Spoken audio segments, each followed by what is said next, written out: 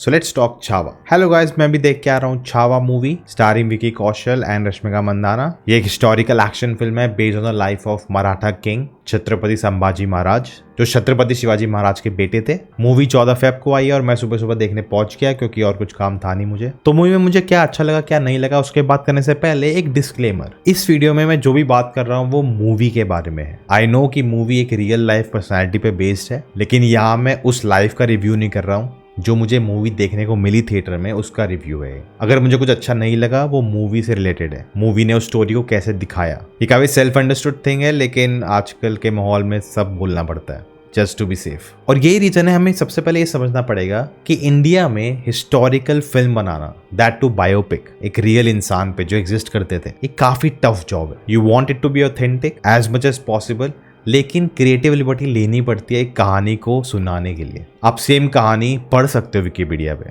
पर जब उसे स्क्रीन पे दिखा रहे हो आपको कुछ ना कुछ करना पड़ेगा उसको इंटरेस्टिंग बनाने के लिए। और वहां पे बहुत लिमिटेशन आ जाती है क्योंकि कोई ना कोई ऑफेंड हो सकता है, आप अपनी तरफ से कुछ एक्स्ट्रा ऐड नहीं कर सकते, और कभी कभी तो जरूरत भी नहीं पड़ती। पर एक मूवी में और एक हिस्ट्री लेसन में फर्क है, पर ये फर्क को कोई मानना नहीं चाहता। इसलिए most historical films action films बन जाती हैं, यहाँ पे ग्रैंड स्केल के एक्शन सीक्वेंसेस होते हैं क्योंकि उसमें आप बहुत कुछ कर सकते हो। लेकिन जिसके बारे में कहानी सुना रहे हो आप वहां ज्यादा कुछ नहीं कर सकते। देयर इज अ रीजन भाग मिल्खा भाग one of the best biopic क्यों है, क्योंकि उन्होंने कहानी सुनाने के लिए रियल स्टोरी से कुछ चेंजेस किए थे, लेकिन वो अफोर्ड कर पाए क्योंकि जिस पे वो मूवी बेस्ड थी वो उनके साथ ही थे, उनसे परमिशन ले सकते थे चेंजेस करने के लिए, और उनके बिहाफ पे कोई और ऑफेंड नहीं हो सकता। तो मैं जब छावा देखने गया मुझे ये लिमिटेशन पता थी, मुझे ये प्रॉब्लम पता थी, ये तो भाई हर मूवी के साथ होगी। उसके बाद आप क्या करते हो वो आपकी क्रिएटिविटी दिखाती है। अब ऑलरेडी छावा कंट्रोवर्सी में आ गई थी। ट्रेलर में एक सीन था जहाँ विकी कौशल डांस कर रहे हैं और वो बहुत लोगों को सही नहीं किया, इसलिए मूवी से हटा दिया गया। और थ्रू आउट द फिल्म आपको कहीं कहीं जगह पता चलता है कि कुछ एडिट हुआ है, कुछ मिसिंग है,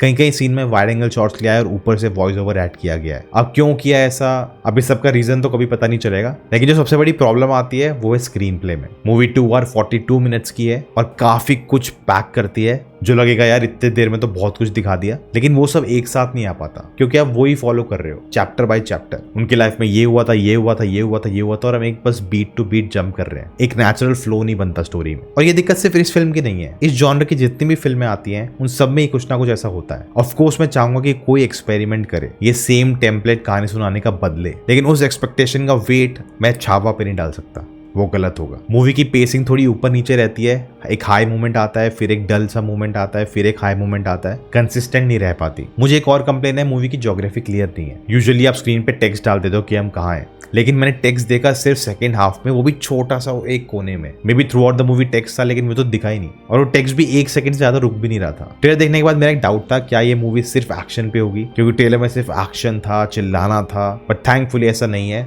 बहुत कुछ है मूवी में, बहुत सारा ड्रामा है जो आई थिंक अच्छे से यूटिलाइज नहीं किया गया। छत्रपति शिवाजी महाराज के बाद जब उनके बेटे राजा बने तब बहुत पॉलिटिक्स चल रही थी और वो थोड़ा बहुत दिखाया गया मूवी में, लेकिन उस पर इतना फोकस नहीं किया गया। लेकिन जिस पे फोकस किया गया और जिसलिए मूवी मेरे लिए स्टैंड आउट करती है वो है इमोशनल कोर मूवी का। मूवी जब खत्म होती है लिटरली मैं रोने को आ गया था, क्योंकि वहां एक बहुत ही इमोशनल बीट है जो through out the movie plan किया गया है। अपने पिता को खोने का दुख, अपने माँ बाप को खोने का दुख, वो अकेलापन, उसका presence through out the screen पे रहता है। और इवन स्वराज वो क्या है, उसका असली मतलब क्या है, वो बहुत अच्छी तरह से एक्सप्लेन किया गया है मूवी में। बहुत सारे अच्छे मोमेंट्स क्रिएट करती है मूवी, वो एक एक्शन सीन हो, वो एक इमोशनल मोमेंट हो, या एक बैडएस लाइन डिलीवरी हो।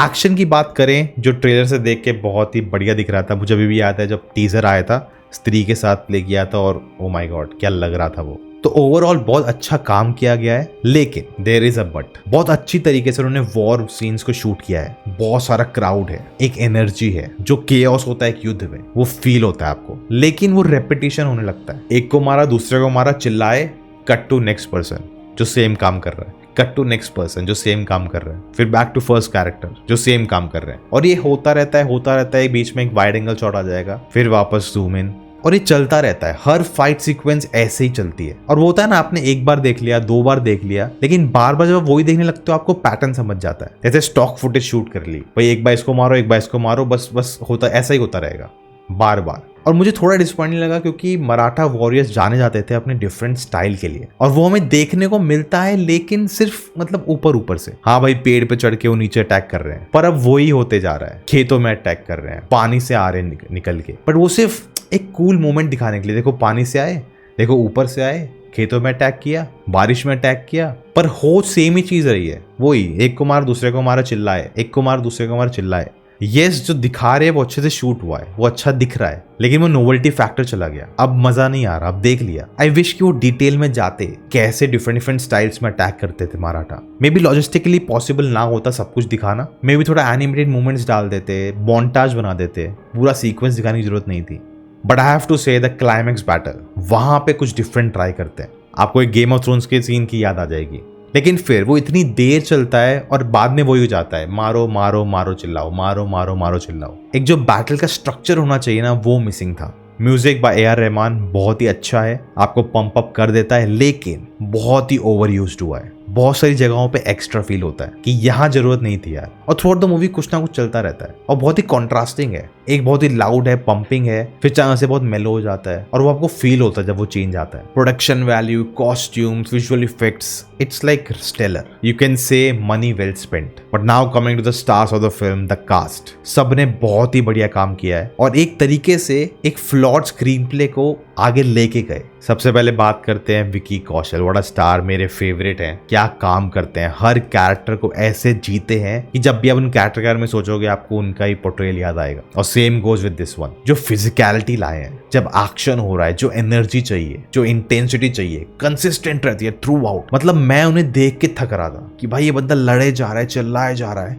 रुक ही नहीं रहा है। और ये बहुत मुश्किल है, सीन टू सीन आप पता नहीं कितने टाइम में वो शूट कर रहे हो। हमें तो सिर्फ 5 मिनट में दिख रहा है ना, लेकिन कंसिस्टेंट रहना through out. Oh my God. और एज एन एक्टर उनकी रेंज तो है ही, वो हमें दिखती है इस मूवी में। सिर्फ एक्शन और लाउडनेस नहीं, वो मेलो भी होते हैं, वल्नरेबल भी होते हैं। उनके मन में क्या चल रहा है अपनी वाइफ से शेयर करते हुए, अपने माता पिता को खोने का दुख, वो उनके कैरेक्टर को एज अ होल बहुत बढ़िया दिखाता है, एक डेप्थ देता है जो अगेन अगर वो इमोशनल कोर नहीं होता स्क्रीन प्ले में तो बहुत ही वन टोन लगता कैरेक्टर। मतलब he played the character like a lion as he was. That last 20 minutes मेरे दिमाग में छप गए हैं। और उसका क्रेडिट राइटिंग डायरेक्शन को तो जाता ही है, but performance, he led from the front. We have to talk about Akshaye Khanna playing Aurangzeb. उन्होंने उस कैरेक्टर को इतना एक लेयर दे दिया ना, बहुत इजी होता। ये डायरेक्शन के लिए भी जाता है, राइटिंग के लिए भी जाता है, परफॉर्मेंस के लिए भी जाता है। बहुत इजी होता है कैरिकेचर दिखा देना कैरेक्टर को, अरे विलन है, गंदे काम करता है, गलत चीजें करता है, बहुत आसान है वो करना। लेकिन अक्षय खन्ना इस कैरेक्टर को बहुत कामली प्ले करते हैं। आपको डर लगता है जब औरंगजेब स्क्रीन पे आता है। और जब आप ये बिल्डअप क्रिएट करते हो, जब हीरो और विलन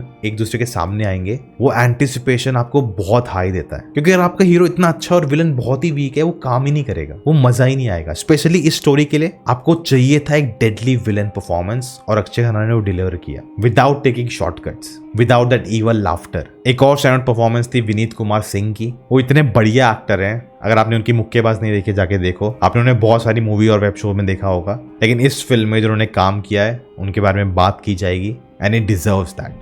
नाउ रश्मिका मंदाना, अब उनके बारे में क्या बोलूं मैं, क्योंकि as a performance from the looks जैसे वो अपने आप को कैरी करती हैं पिक्चर में बहुत सही था, लेकिन उनका जो एक्सेंट था उसमें वो सदर्न टच है। और जब वो बोल रही थी लग नहीं रहा था एक मराठा कोई नहीं है। अचानक से आप डिस्कनेक्ट हो रहे थे, अरे ये तो रश्मिका मंदाना का एक्सेंट है हर बार। बल्कि परफॉर्मेंस अच्छी है लेकिन वो एक्सेंट खराब कर देता है मामला। इस मूवी की कहानी डिजर्व करती है इस तरह की movie, and I think makers ने अपना फुल एफर्ट डाला उसको मैच करने का। ऑफ कोर्स वो परफेक्ट नहीं है, I wish screen play better होता, आई विश कि हम थोड़ा डेयरिंग हो सकते, सेम स्टोरी को सुनाने का कुछ अलग तरीका सोचें, कुछ एक्सपेरिमेंट करें कहानी सुनाने में, कहानी बदलने में नहीं। बट जिस तरीके से डायरेक्टर ने मूवी डिलीवर करी, एक्टर्स ने एक्टिंग करी, लास्ट 30-40 मिनट्स तो मूवी को एक नेक्स्ट लेवल पे ले ही गए। काफी टाइम तक ये मूवी याद रहेगी और वही सबसे बड़ा कॉम्प्लीमेंट है। बाकी मैं तो मूवी देख आया, आप अपना देख लो। और ये वीडियो अच्छी लगी तो ये वीडियो देखने मत भूलना। बाकी आपको क्या लगा मुझे कॉमेंट से जरूर बताना। वीडियो कैसे लगी, अच्छी लगी तो लाइक दबा देना, सब्सक्राइब कर लेना। मैं मिलता हूँ आपको अगली बार। जय हिंद।